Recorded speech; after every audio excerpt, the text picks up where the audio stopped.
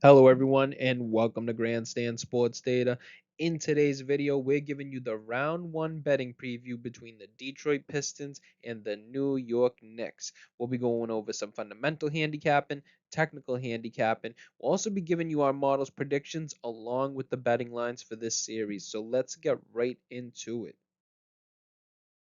Okay, so let's start with our technical analysis. As you can see, the New York Knicks, they're ranked higher than the Detroit Pistons. Just according to us here at Grandstand Sports Data, just according to that power rating, they're ninth in the NBA. And then Basketball Reference actually agrees with us and has them at ninth in the NBA as well. While Detroit, on the other hand, we have them at 14, but Basketball Reference has them a little bit higher at 12th. But the edge there, just according to the rating system, is the New York Knicks. Moving on to the offense, you can see the New York Knicks top five in the NBA when it comes to their offensive rating. And then for Detroit, they're about middle of the road in some of these more important statistics. I would say that the Knicks are the more efficient and careful offensive team, while the Pistons draw more fouls. But you can see from that high turnover rate, that's going to be a huge red flag going into this matchup. Another thing, looking at the defense, it looks like Detroit may have the better of the defense when you're comparing the two teams. I would say that the Knicks defense isn't elite by any means, but it's more disciplined and more efficient. The Pistons are more physical, but they foul a lot, as you can see, 27th in the NBA when it comes to fouls or bringing their team to the opposing team to the free throw line. Now moving on to the differentials. The Knicks are at plus 4.2 when it comes to their net rating, while the Knicks are at plus 1.9. So that shows the separation in the expected margin per 100 possessions. So everything else is tight with no dramatic edge either way. If I was to give a slight lean here, I would say it's the New York Knicks. They have they're stronger in basically team level ratings, offensive efficiency, and then also in foul discipline as well. The Pistons compete hard and they rebound well, but their turnovers and fouling hurt their ceiling in this playoff series. So I would say slight edge for the technical analysis, or I would say maybe a little bit more than a slight edge. Technical edge is going to go to the New York Knicks. Okay, so let's move on to the fundamental analysis. We're going to start here with pace. As you can see, Detroit is top 10 in the NBA when it comes to running a fast pace, while the New York Knicks, they prefer to be much slower as they're ranked 26th in the NBA. So it looks like the Knicks are going to try to grind the game down, focus on more half-court offense and efficiency, while the Pistons are going to look to push the tempo. Got to remember, though, fast pace doesn't always mean effective, especially in the playoffs, as you can see that it's labeled in green. Remember, if you've seen a few of our videos, you know the color scheme by now. Usually yellow's about average. When you're going into the greens and the blues, that means that it doesn't equate to playoff success, whereas the orange and red do. Now, moving on to player quality and starting with the Detroit Pistons, you can see they have a 5.7 when it comes to total win shares for all their players or their top 8 players. That's usually what the bench gets limited to, is really the top 8 guys on every single team come playoff time. So I always like to make fun of the people who go crazy, like, oh, the 13th guy on the bench really matters. No, he don't. He only matters in the regular season. Come playoff time, the guy's not even going to sniff the Gatorade, let alone get on the court. Uh, you could see here Tobias Harris is really the only guy who has any playoff track record for the Detroit Pistons. Everybody else is really, it's almost zero impact at all when it comes to the postseason. So you got to remember they're a young team with no playoff experience or any proven playoff efficiency. So it's just something you got to keep in the back of your head. What I would say is about teams that are young like this, like Detroit, is you want to handicap them and see who's real and who's not in the playoffs when it comes to their individual talent and see if they can build, kind of like the young OKC teams or the young Boston teams when they had Jaylen Brown in his first few years and they had Jason Tatum in their first few years. Are they constantly building up for playoff pushes year after year? So maybe then you don't necessarily look at them this year for handicapping purposes, but you're really watching them to see what they can build on for the years going forward. Let's move on to the New York Knicks now. You can see they have a 14.4 when it comes to their win shares. They also have a .568 total when it comes to their win shares per 48. So obviously Jalen Brunson leading the way when it comes to an elite playoff guard. So Bridges, Towns, and OG, all efficient contributors as well. Basically, just the playoff experience and success is just overwhelming compared to Detroit. So I would say that there's a little bit of a weakness when it comes to the rotation. So maybe like the seventh and eighth guy when it comes to the New York Knicks could be a little bit better. But other than that, guys 1 through 6 look pretty good. Moving on to the home court edge, New York obviously has the home court advantage there. They're much better at home. You know, the win profile historically, and that the fact that it matters in the playoffs when facing these young teams versus their lack of experience. I'm going to say that the New York Knicks do hold the edge again in the fundamental analysis. They dominate in playoff experience, they dominate in efficiency, they got the proven depth compared to the Detroit Pistons. Also, Detroit only has really one guy that has no question marks, and that's Tobias Harris. The Knicks are going to want to slow the game down, like we mentioned, and lean on experienced shot creators. It's going to give them a big edge in this type of a matchup. So, fundamental edge will also go to the New York Knicks. Okay, so for my sports bettors, this is basically the slide that you have been waiting for. These are all the stats that have proven to be profitable in the last 5 years when it comes to the sports betting world. We've already showed you this through technical analysis and then also through the fundamental analysis. I don't think any of the fundamental factors did actually make it here. None of them have proven to be profitable just yet. And I put just yet because things always change, right? Just looking at the top ones here, turnover percentage.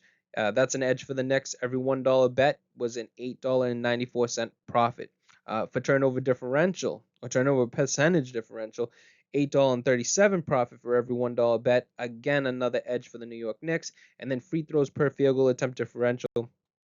The New York Knicks holding the edge again for a $7.54 profit for every $1 bet. So you can see it's another overwhelming edge for the New York Knicks, even in the gambling market as well. Okay, so right now we're looking at how each team performed against the spread from game 55 to 82. This is usually when the odds makers tighten their numbers and the playoff level intensity ramps up in the regular season. So this is not about outright wins, it's about who exceeded the line and consistency. Uh, Starting with the Detroit Pistons, you can see they went 43 and 38 against the spread. They actually profited $1.13 for every $1 bet, and they had a return on investment of 1.4%. So solid performance for a team that likely entered many games as an underdog. Also, you could see that mid-season hot streak, about games 60 through 70, where they peaked at about +9 units before slowly cooling off. I wouldn't even say slowly. It looked like a dramatic drop-off from about that game 70 and on. So Detroit did outperform market expectations in the second half of the season, but the books underestimated them, especially earlier in the season. So they usually made all that. I would say that they made all that money in the beginning of the year, and then when they kind of got tough in the end of the season, they kind of came back to expectations. And as you can see, they're playing below their average, which is that red line. So you really should be taking a note of that going into the series. The New York Knicks, on the other hand, on the right side, they went 40 and 42 on the season in terms of against the spread. They were down $5.60 for every $1 bet, and they gave you a negative ROI when it came to 6.8%. They were consistently overvalued by the market, especially in the second half, as you can see. From game 56 and on, the Knicks were really covering, so despite winning many games outright. The New York Knicks, they've been basically expensive the whole year. The market saw them as elite, but they didn't deliver for the bettors. It's that simple. This could suggest that they continue overpricing in the series line, possibly, but Detroit's not also trending in the right direction, and New York is not playing up to their average, which is that red line. So, just in terms of the trends, this could be a little bit of a, I would say, push. I mean, I don't know. I mean, the Knicks, they're the better team overall, but underperformed against the spread. And you can see that. Well, the Pistons, they're less experienced with their roster, but they covered more often, especially in the beginning of the year. But are they coming back to life? So just know that when the market prices the Knicks high and they don't cover, it tells us sharp bettors might already be fading them at the inflated lines. So that's something to look out for. Let's move on to Moneyline now. And here are some of the Moneyline trends. You could see here, this tracks profitability on the money line, so not just wins, but how much money you'd make or lose betting on each of these teams straight up. Starting with the Detroit Pistons, they went 44 and 38 straight up. That'd be good for a $7.98 profit on every $1 bet. They were up pretty close to 10% for a return on investment throughout the season. So they had a strong stretch of games from about 55 to 70 where they peaked almost to 15 units. Even during losses, the prices kept them in the plus EV territory. They were likely underdogs in many of these wins, as you can see. Detroit has one of the most undervalued teams down the stretch as well. So if you bet the money line, you beat the market more often. Moving on to the Knicks, looks like they were trending down. Their record was 51 and 31 straight up, uh, down $8.52 for every $1 bet, and they were a loss at about 10.4% when it came to your return on investment. It was a constant decline despite winning often, but the juice was just too high for them to recover. Games were priced, well, they were actually mispriced in their favor, meaning you had to pay too much for too little of a return. So the Knicks were basically a money line trap. A solid team, but way too expensive for bettors to profit off of them. Uh, so I guess if you're looking at an implication for this or a prediction for the Knicks were consistently overpriced, just basically throughout the year. The Pistons were priced like a team with no shot and cashed in great value, and that tells us in the market that it's likely to keep overvaluing the New York Knicks in this series. So this is going to set up a scenario where Detroit could again offer some money line value in some of these games if you could pick your spot correctly. But you want to fade those inflated favorites. So ride undervalued underdogs. That's the core of profitable betting. Just remember that. Okay, so taking a look at the series betting lines and then our models predictions, you can see the Knicks are the heavy favorite at minus 400 to win the series outright, and then you can see the Detroit Pistons are that dog at plus 310. You can see the spread on this is plus 2.5. So this is our first 2.5. We were doing 1.5s, but this is the better or closer line for each of these two teams. And it's set at 2.5. So it's looking like just from the market, they think it's going to finish 4 games to 2 for the Knicks. You can see that they have the plus 5.5 as the favorite in that. So it looks like the market's going to say the Knicks in 6. That's what it looks like. Here at Grandstand Sports Data, we have it at 4 games to 1 for the New York Knicks. 10,000 Monte Carlo simulations. The New York Knicks winning 74% of those games, while Detroit wins 26% of those games. Now, moving on to our models predictions, we have the Knicks covering the spread, so covering that minus 2.5 games. Obviously, the Knicks on the line at that minus 400, so that's a lot of juice. And then the under in the series. So I don't know. While Detroit showed value late in the season, especially on the money line, the Knicks have the playoff experience. They have the statistical efficiency and edge in basically every core category.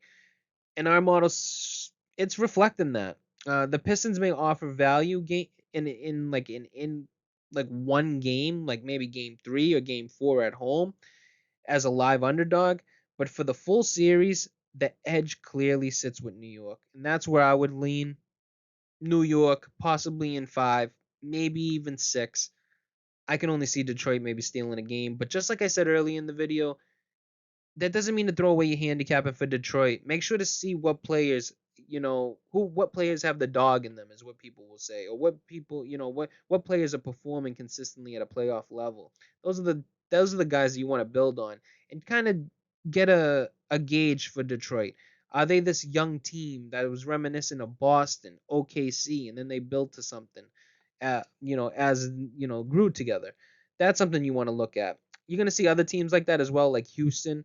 I mentioned them earlier in the video as well. That's another team that you could do almost that same handicap. And so don't really expect much from them this season, but see if they're a team that you can consider for real in future years. Because if you spot them now, think about it. They may have a good regular season next year, and you had them in your notes, and then you're pounding them in terms of the betting line during the regular season next year, and you're making some good money on them. So make sure that is a crucial part of handicapping as well. Okay, so thank you guys for tuning in to the NBA first round playoff preview. We hope you had a great time and picked up some awesome information. Now, don't forget to subscribe to Grandstand Sports Data for more great shows like this one. Also, don't forget to give this video a like and share it with your friends. And leave a comment down below on who you think is going to win this series. That's all for now, and we'll see you guys in the next one.